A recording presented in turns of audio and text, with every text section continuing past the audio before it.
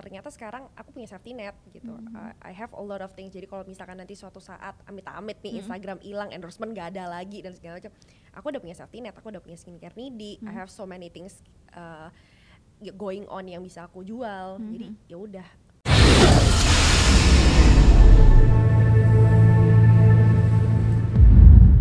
Hai guys, welcome back di Bukan Bincang Biasa bersama aku Nadia Alaidrus. Dan di episode kali ini aku bersama dengan Cara. Hai. Hai Revina, panggilnya Kak. Vina ya? Vina. It's really nice to meet you. Nice to meet you too. Apa kabar? Baik, Kak Nadia gimana? Nidia? Kak Nadia gimana? Alhamdulillah baik. Oh ya, kamu abis merayakan Christmas ya? Selamat Hari Natal. Terima kasih. Anyway, ini juga ngaco nih yang nulis namanya. Tadi dia manggil Nidia nih Regina namanya. Regina saha? Tipo. Jadi Vin, kamu tuh kan sekarang justru terkenal sebagai mantan selebgram. Ya kan, bahkan aku kemarin tuh lihat di FYP TikTok kamu tuh muncul sambil mainan hair dryer gitu. Iya. Aduh, kangen di endorse gitu. Bener-bener. Sebenarnya emang kangen di endorse. Kangen. Oh iya. Tapi kan followers kamu juga banyak, terus kelihatannya juga untuk sekarang ini kamu udah stabil lah ya, udah nggak ada berita simpang siur lagi. Ada nggak tawaran endorse? Banyak Kak, sebenarnya tawaran endorsement tuh tidak pernah berhenti. Cuman aku tuh emang pilih-pilih banget. Dan apalagi kan sekarang aku tuh punya brand skincare sendiri. Oh iya. Dan aku tuh nggak mau ada conflict of interest gitu. Jadi mostly followers aku kan perempuan. Iya. Almost 80% tuh perempuan semua. Dan emang aku tuh lebih banyak mainnya tuh di skincare. Dan yang tawaran yang masuk ke aku tuh biasanya skincare, kalau enggak kayak healthy lifestyle gitu kan. Nah, karena aku punya skincare sendiri, jadi takutnya bias. Iya, Jadi betul. Jadi aku pilih-pilih. Kalau misalkan kalau di brand aku ini produknya nggak ada, baru aku terima kayak gitu. Oke, jadi kalau misalnya kayak fashion gitu, terima dong? Iya kan? Terima. Cuman kalau kayak skincare, misalkan aku punya facial wash, ya aku nggak akan terima facial wash gitu. Jadi aku takutnya bias. Jadi nanti aku nggak mau followers aku tuh mikir kayak, bagusan mana? Iya dong. Kalau disuruh milih bagusan mana? Kayak gitu. Aku nggak mau jadi membandingkan antar brand gitu kan. Iya sih. Kayak gitu. Emang biasanya kalau selebgram yang punya brand, dia nggak akan mau terima produk serupa gitu. Biasanya sih seperti itu ya, tapi aku sih open for endorsement. Cuman memang kalau untuk skincare aku memang cobanya tuh 2 minggu sampai 1 bulan dulu. Oh iya, karena betul. buat cocok-cocokan kan, harus di review dulu. Jadi muka aku saya ini beruntung saya mencoba skincare. Oh iya. Gitu. Iya. Skincare endorsan. Iya. Oh, jadi emang kayak gitu ya semua skincare enthusiast atau skinfluencer gitu, mereka harus rela mukanya beruntusan gitu kan untuk nyobain cocok apa nggak cocoknya. Iya. Nah, aku sempat vakum berapa lama juga untuk ngebenerin muka aku sendiri gitu. Iya sih. Sebenarnya ada triknya, maksudnya bisa dicoba di area-area yang nggak terlihat gitu. Di leher dulu Ya, gitu kan sebenarnya. Oke, jadi berarti masih jalan lah Masih ya jalan endorsement. sebenarnya. Terus kalau gitu kenapa nyebutnya mantan selebgram? Kan sebenarnya masih selebgram nih. Jadi sebenarnya itu mantan selebgram itu dikasih tahu sama followers aku. Oke. Jadi waktu itu kan Instagram aku sempat hilang 1 tahun. Oh iya. Terus bukan hilang sih, kayak disita. Terus waktu balik ya likes-nya jadi lumayan turun, followersnya turun. Terus karena aku juga udah jarang ambil endorsement karena aku punya brand sendiri. Followers aku tuh bilang, ih mantan selebgram, selebgram udah jarang diundang ke podcast, udah gini, terus udah jarang upload konten juga kan. Dibilangnya mantan selebgram, jadi I'm riding the wave aja karena mereka ngomongnya kayak gitu. Nah, ngomong-ngomong soal Instagram disita 1 tahun, itu sebenarnya mekanismenya gimana? Apakah kamu tidak boleh login ke Instagram kamu selama setahun? Aku tuh ngasih username aku sama password aku, terus diganti sama pihak kepolisian, jadi aku nggak punya akses, gitu aja selama setahun. Iya. Ya kalau misalnya pun kamu mau nakal sebenarnya bisa dong, kan kamu punya pegang emailnya dan lain-lain kan sebenarnya. Enggak, semua emailnya juga diganti. Oh gitu. Diganti semua passwordnya, jadi memang nggak punya akses. Jadi kamu benar-benar nggak punya akses sampai 1 tahun. Itu memang dari awal perjanjiannya ini akan disita 1 tahun gitu? Disita katanya untuk sekian waktu untuk proses penyidikan dan segala macam. Tapi ternyata tidak diapa-apain. Dianggurin aja, anggurin Instagram aku. Terus pas udah 1 tahun di info ini udah bisa diambil udah gitu? bisa diambil. masalah udah selesai, udah bisa diambil gitu. Ya ternyata emang nggak diapa-apain. Polisinya pun ngomong ya ini Instagram sebenarnya nggak dibuka-buka sama sekali. Oh, cuma diganti aja ya. Terus ngapain lu sita kalau kayak gitu kan? Iya, nurunin engagement gitu ya kan. Tapi selama setahun tuh main sosial media tetap dong. Enggak, takut Ya. Paling cuman waktu itu setahun itu aku pakai buat kerja di startup, aku buat jadi kerja tulisan dan segala macam gitu aja sih. Dan selama setahun itulah karena kamu vakum nggak sosmedan malah jadi ngebangun bisnis skincare. Iya, ngebangun bisnis skincare gitu. Oke, tapi kamu masih sometimes gitu di luar dunia sosial media ya, itu kayak masih ada nggak sanksi sosial yang kamu dapetin, misalnya kayak ada yang nyeletuk pas kamu lagi lewat atau apa gitu? Enggak sih Kak, enggak ya? Sekarang kalau ketemu ya paling minta foto, nyapa dan segala macam. Followers aku tuh cukup baik-baik ya, mereka tuh tahu kalau misalkan aku tuh jumpy orangnya, jadi aku udah infoin ke mereka kalaupun mau ketemu jangan megang, jangan tiba-tiba megang, aku jumpy.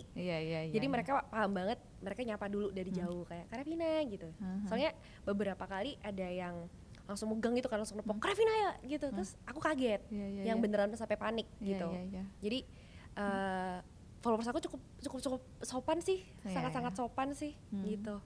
Tapi dulu pas kamu sedang dalam masalah gitu, banyak gak sih haters di sosmed kamu? Dulu ya, banyak ya. Tapi cuma di sosial media ketemu juga nggak pernah ada yang kayak lo yang ini ya gitu, nggak pernah.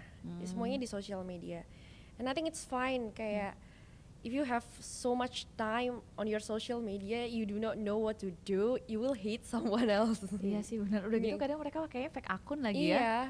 Iya, nggak berani dipakai akun pribadi kadang. Coba kalau pakai, aku sangat menghargai sih kalau misalkan ada yang pakai akun pribadi gitu, terus mau nyamperin aku gitu, aku sangat pribadi, lu berani berarti, lu you stand on your ground gitu.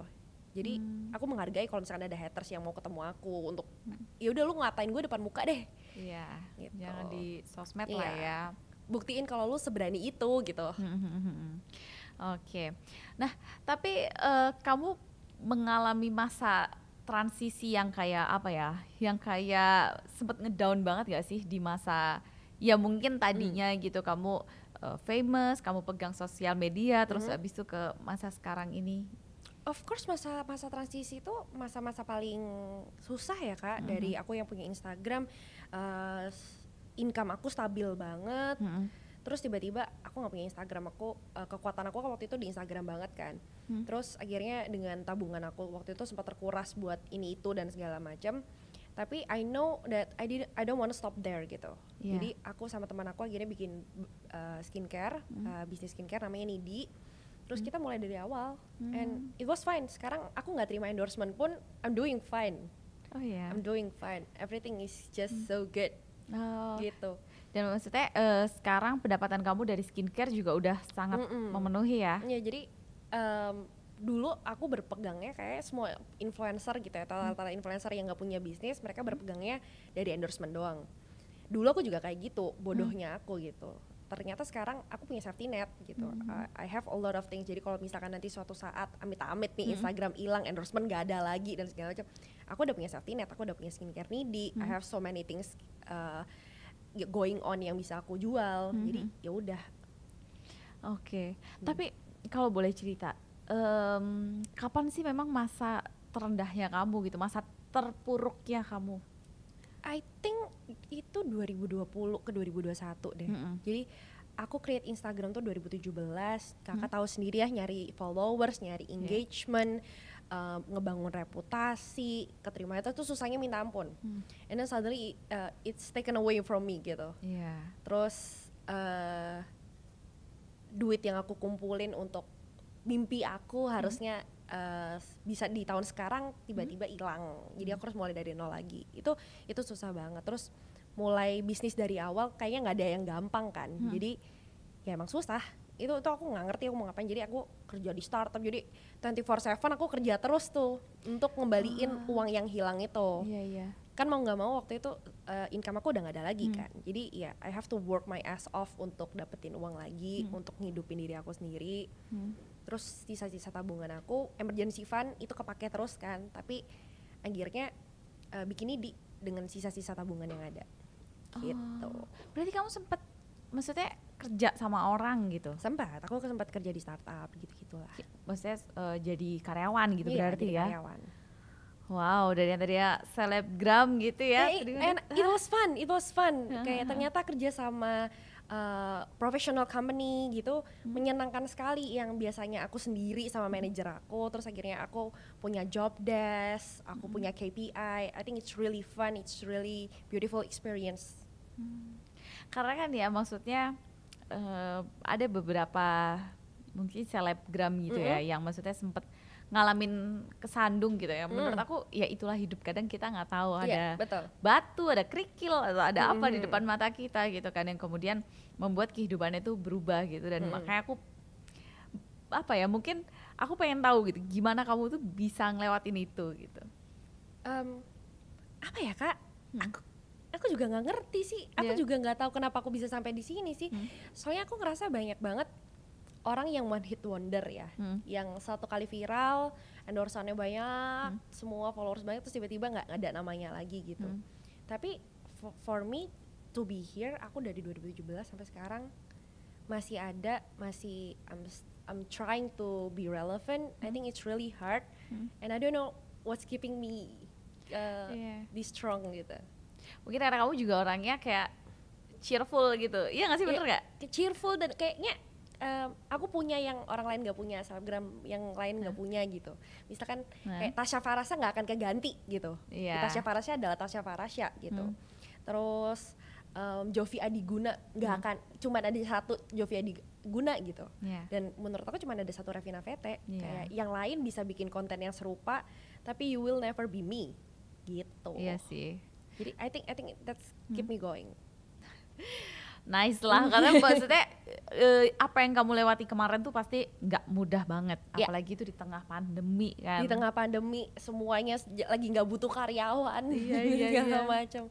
Tapi kalau boleh tahu siapa yang support kamu banget waktu itu? Keluarga kah, pacar, bestie kah? Bestie. Namanya Ayu Priambodo. I love you so much bestie. Begitu. Ayu Priambodo.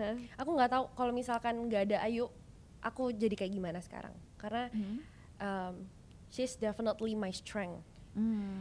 He give me all of the things that I need, support semuanya. Kita bikin bisnis bareng, dia yang bikin aku yakin ini tuh bisa dilewatin, itu cuma temporary gitu. Oh jadi ini yang partner kamu nih di skincare ini adalah Ayu ini. Betul. Jadi boleh nggak cerita, maksudnya emang apa yang waktu itu dilakuin Ayu, dan maksudnya yang ngebuat kamu tuh kayak ya udah dia penolongnya aku waktu itu? Ceritanya tuh lucu banget Kak, dia itu abis dikeluarin dari perusahaannya, jadi dia juga jobless waktu saat itu, dia hopeless juga, sama-sama stres pandemi, aku juga stres karena dapat kasus itu, stres juga kehilangan duit, terus kita ngobrol-ngobrol nyantai gitu, terus dia tanya, lu tuh mau nggak sih punya bisnis skincare gitu kayak selebgram lain? Terus aku bilang mau lah, tapi gue pengennya parfum sih sebenarnya gitu-gitu. Terus bilang, gue tuh punya koneksi tahu. Terus akhirnya dia konek-konekin. Sudah gitu doang, kita belum temenan, kita masih baru kenalan gitu. Terus ternyata tuh banyak banget yang harus dilakukan kan. Terus ya udah aku tawarin, lu mau nggak jadi partner gue gitu? Mau. Nah sejak saat itu kita deket. Jadi aku lupa sama masalah aku, dia juga lupa sama masalahnya dia. Kita saling nguatin satu sama lain, and we create Nidi. Jadi semulus itu perjalanan semulus itu. Jadi kayak makasih banget sama Tuhan udah nemuin aku ke Ayu. Makanya kenapa dibilang setiap masalah itu pasti ada hikmahnya gitu pasti. Ya. Dan ini mungkin karena kalau kamu nggak kesandung masalah kemarin nggak ada skincare gini, nggak ada Nidi, nggak bakal ketemu sama Ayu. Iya sih. Gitu. Wow. Oke.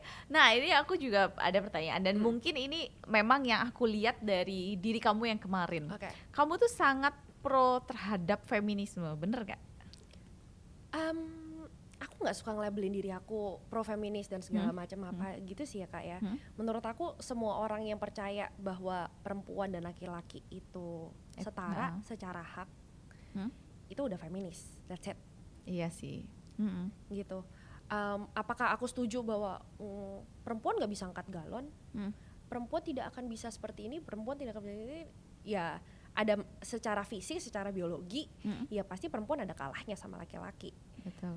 Tapi it doesn't make me feminis yang gila, pokoknya semua harus setara gitu. Enggak. Iya. Kita cuma pengen equal rights aja. Kalau lu digaji segitu, ya gue juga pengen digaji segitu. Kalau lu pantas jadi CEO, ya gue juga bisa pantas jadi CEO. Iya sih. Kalau misalkan gue jadi CEO dan gue punya anak, gue nggak mau ditanyain gimana sih caranya bagi waktu antara menjadi wanita karir dan mengurusi anak buat apa? Kenapa waktu cowok-cowok jadi CEO nggak ditanyain gitu? Iya.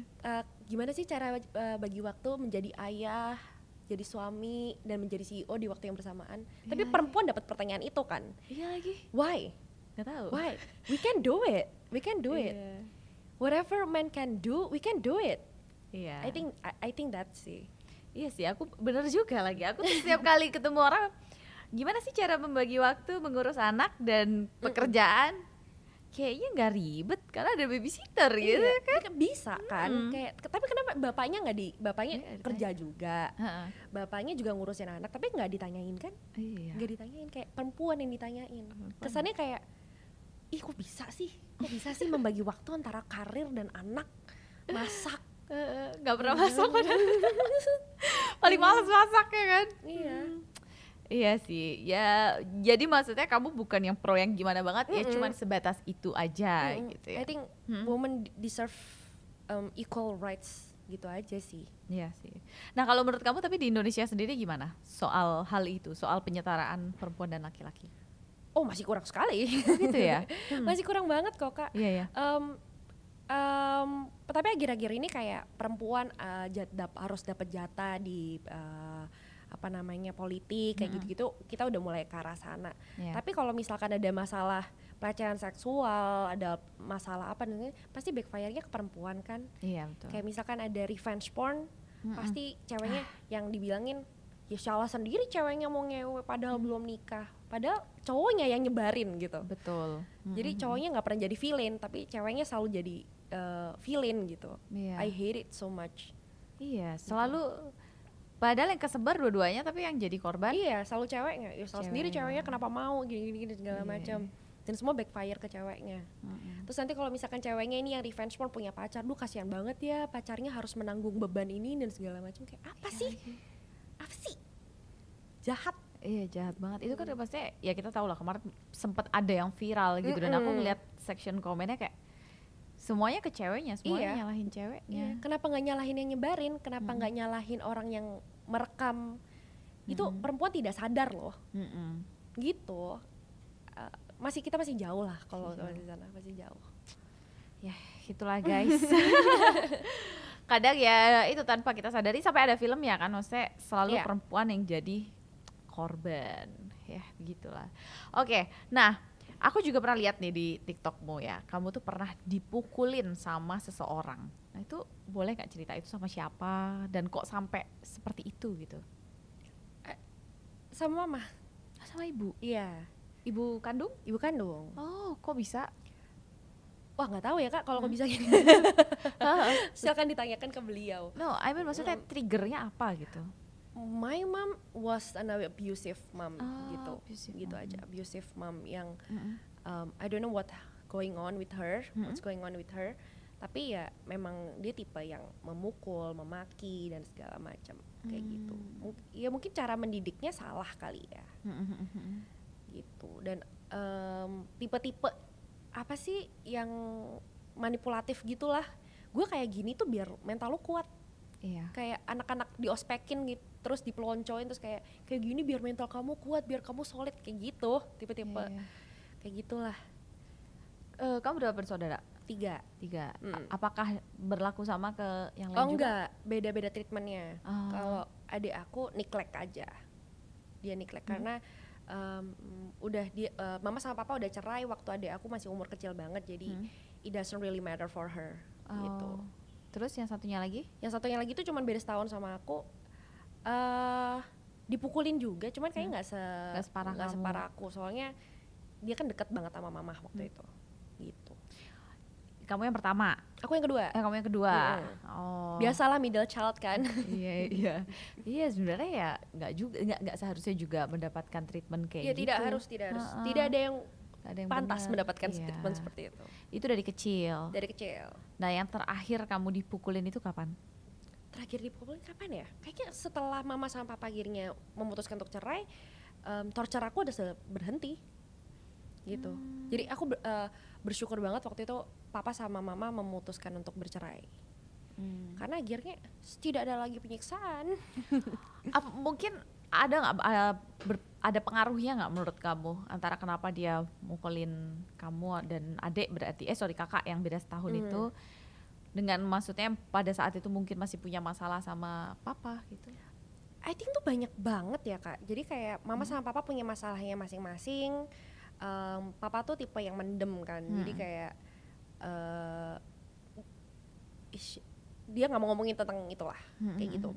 Dan mama tuh tipe yang eksplosif gitu kan. Kalau gue nggak bisa channeling marah ke sini, ya gue marah ke sini dan segala macam. Dan masalahnya memang udah banyak banget. Dan dari dulu tuh emang anak-anaknya udahlah cerai aja sih kalau udah nggak cocok gitu. Jadi aku nggak setuju banget sama ayo yuk kita bertahan demi anak. Enggak, gila, lu jangan bertahan demi anak ya. Kalau gitu. Emang nggak cocok, udah tinggalin aja. Karena aku ngerasain banget sosokan mau bertahan demi anak tuh malah menghancurkan anak-anak itu sendiri. Yang ngapain tinggal di satu rumah tapi nggak ada cinta, nggak ada kehangatan dan segala macam. It's really painful. Iya. Dan waktu itu juga berarti kan udah gede-gede karena udah gede-gede. Aku waktu itu udah SMP lah. Terus akhirnya udah sama-sama paham, ya udahlah aku mau cerai aja. Dan ternyata waktu cerai, pisah rumah, damai. Oh kayak gini toh rumah yang damai, yang nggak teriak-teriakan, nggak ada pukul-pukulan. Terus it was happy, kayak liberating gitu akhirnya. Iya, maksudnya kamu sebagai anak tuh akhirnya merasakan rumah yang nyaman gitu. Yang mau ngapa-ngapain gak takut. Ini kalau misalnya gue kayak gini marah nggak ya? Ini kayak gini marah. Ternyata tuh ketika mereka cerai, aku malah ngerasa aman, ngerasa lebih nyaman ya. Ya udah kalau lu nggak cocok, jangan bertahan demi anak, kan alasan basi. Iya. Iya sih. Tapi maksudnya komunikasi kamu terhadap ayah dan ibu sekarang bagus? Baik-baik aja. Karena sekarang juga udah gak pernah dipukul-pukul lagi kan? Ya udah, pada akhirnya ya masa kecil aja. I don't have a happy memory of my childhood, tapi ya sudah. What can I do about it? I don't live in the past anymore. Ada nggak hal yang karena masa kecil kamu yang mungkin buat kamu itu suram itu ya, yang kemudian membuat suatu trauma gitu di hidup kamu sekarang? Sempat, tapi akhirnya kan aku ke psikolog dan ke psikiater kan, gitu. Aku tuh kalau diajak high five tos sama orang nggak dikenal, aku tuh nge-clinch, gitu. Gitu. Terus aku takut kalau ada orang yang terlalu dekat sama aku, kayak bawaannya udah mau melindungi diri sendiri gitu, udah kayak gitu, langsung defense gitu, nge-clinch, dan aku jadi jumpy banget. Jadi makanya aku bilang jangan tiba-tiba hey gitu, jumpy banget. Itu sih, tapi setelah ke psikolog dan psikiater, ya udah sekarang membaik. Terus aku kan akhirnya sempat belajar boxing ala gitu kan. Jadi sekarang kalau misalkan tiba-tiba ada yang kayak gini udah bisa ngedodge. Ada yang tiba-tiba ngejab bisa ngedodge. Ada yang nge-strike bisa ngedodge gitu. Aduh, enggak lah, tapi enggak mungkin tiba-tiba ngejab gitu. Ya, tapi seenggaknya sekarang udah tahu untuk melindungin yang mana dulu gitu. Iya sih. Oke. Ya, apa ya? Sebenarnya kalau aku lihat ya, karena kemarin juga ada sempat narasumber yang kesini tuh, memang ada beberapa anak-anak tuh yang aku sambil minum ya, moga yang mengalami trauma masa kecil ya gitu, karena orang tuanya abusive gitu ya. Mungkin orang-orang tua zaman dulu tuh masih belum tahu efeknya di masa sekarang kayak gimana gitu kan, karena ya itu pasti akan menimbulkan trauma kan. Betul. Harusnya kita di rumah merasa aman, terlindungi, tapi dia di rumah malah deg-degan gitu. Giliran di luar rumah malah ngerasa aman. Betul. Iya kan? Aduh, ya begitulah hidup. Nah, sekarang kan berarti as a businesswoman ya, as a businesswoman nyambi jadi selebgram, bener kan? Berarti kan gitu kan. Kalau boleh tahu, penghasilan kamu lebih besar dulu apa sekarang? Dulu. Oh masih dulu, berarti dulu. Tetap sebagai selebgram. Karena aku ngebedain uang perusahaan sama uang aku sendiri. Uang company, iya. Jadi masalah dividen apa-apa itu kan diatur company kan. Jadi kalau secara income bulanan, monthly income besaran dulu. Oh, oke. Tapi kalau secara passive income ya sekarang. Mantep nih Bang, bener-bener otak bisnis banget. Cici, boleh dipanggil Cici. Cici. Aduh Cici. Oh jadi masih lebih besar dulu. Iya. Dulu tuh memang paling besar apa sih? Instastory kah? Feeds kah? Semuanya sih Kak. Yeah. Kayak dulu kan aku juga terima syuting gitu juga kan. Jadi ya gitu. Menjadi monthly-nya dulu ya gitu. Tapi capek mana? Dulu apa sekarang berarti? Dulu ya. Dulu, dan lebih bahagia yang sekarang. Ternyata setelah bikin bisnis, aku kerja kantoran dan segala macam, ternyata aku lebih suka yang kayak gini gitu. Ada job desk-nya, ada KPI-nya, aku tahu targetnya apa dan segala macam. Dan waktu ke selebgram itu kan aku beneran nunggu. Kalau enggak manajer aku yang ngejemput bola kan gitu. Bergantung banget sama brand, sama orang-orang lain gitu. Dan kalau di bisnis ini orang yang bergantung ke aku. Asik. Emang udah faktor genetik kayaknya. Faktor DNA gitu ya kan. Emang banyak kan bisnis, keluarga bisnis juga. Keluarga bisnis juga. Oh, iya bener berarti kan fix banget ini. Jadi udah gak perlu banyak belajar lagi, kayak udah nalurinya di situ ya. Papa bisnis yang handal sih. Jadi aku banyak belajar dari papa juga. Jadi thank you. Yes. Jadi belajar bisnis skincare pun sering konsul sama papa. Iya, biasanya masalah keuangan sih. Masalah keuangan ini uangnya kayak gimana, gini-gini segala macam. Enaknya diputar gimana. Dan biasanya papa selalu kasih input yang masuk akal. Oh. Gitu.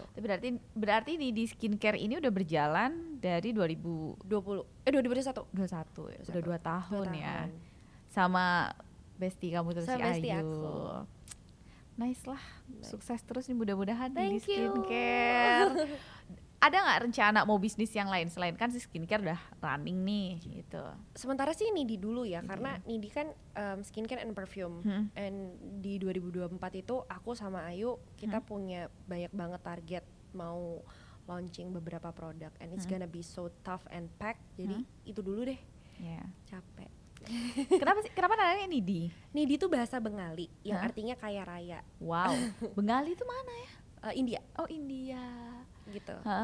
Aku percaya nama adalah doa. Aku cuma pengen kaya raya. Amin. Emang kalau kaya raya mau ngapain sih? Aku ngerasa kalau waktu aku kaya, aku tuh bisa ngelakuin apa aja yang aku mau. Aku bisa ngebantu siapapun yang aku mau.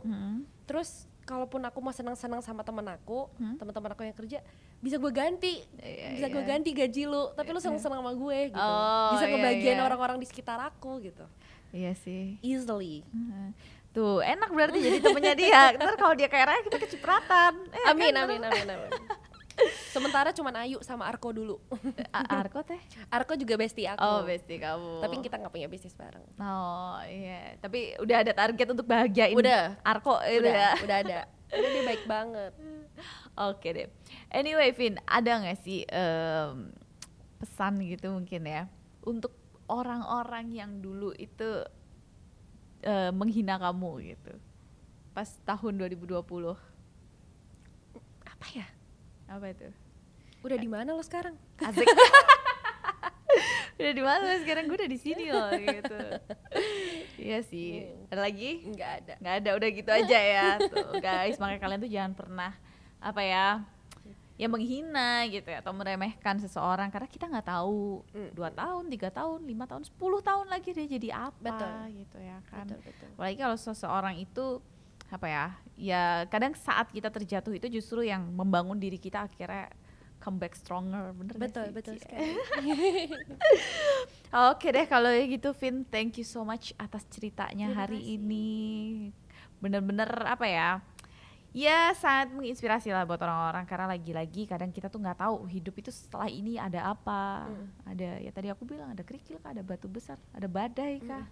Ya kan mungkin juga niat kamu pada saat itu baik tapi justru berujung malapetaka kan kita nggak tahu. Niat baik aja kan nggak cukup. Betul. Harus dibantu dengan apa? Pesugihan. Aduh. Dan koneksi yang kuat. Nah itu, dan koneksi yang kuat. Ordal. Jalur ordal. Oke deh kalau gitu Vina, thank you so much hari ini. Anyway aku juga mau bilang kamu ternyata aslinya lebih cantik daripada terima kasih. Aku lagi beruntusan banget Kak, jangan kamu lagi gitu. Gara-gara ini nyobain skincare. Ya udah skincare sendiri aja udah paling bener ya. Oke deh kalau gitu guys, thank you so much yang udah nonton Bukan Bincang Biasa episode kali ini bersama aku dan juga Revina. Jangan lupa untuk tonton terus Bukan Bincang Biasa. Jangan lupa juga untuk like, comment, share, subscribe, and see you, dadah.